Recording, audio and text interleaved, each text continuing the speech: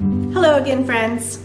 I'm here to give you a sneak peek at the first week of our 2019 Lenten season series, Taking Time, where we will look at the Lenten gospel lesson and relate it to our faith formation process. Our first session will be Sunday, March 3rd at 10 a.m. in the chapel at St. Paul's UCC.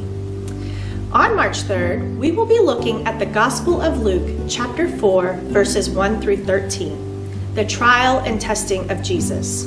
This is the story of Jesus in the wilderness when Satan comes and tries to tempt Jesus. You remember that story, don't you? The Lenten season is a time when we walk with Jesus on his journey to the cross.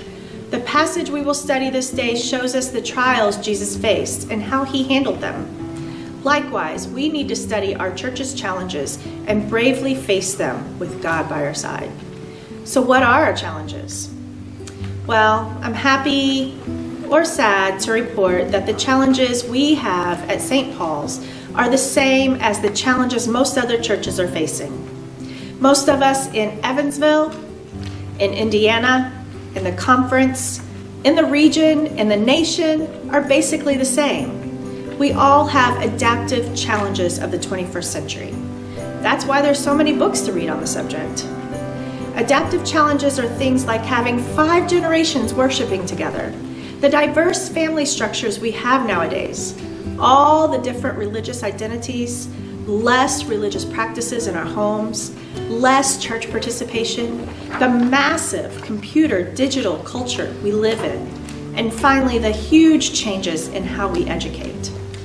How in the world do we face these challenges and adapt? One tested, tried, and true answer researchers and churches across the nation have found is something called faith formation.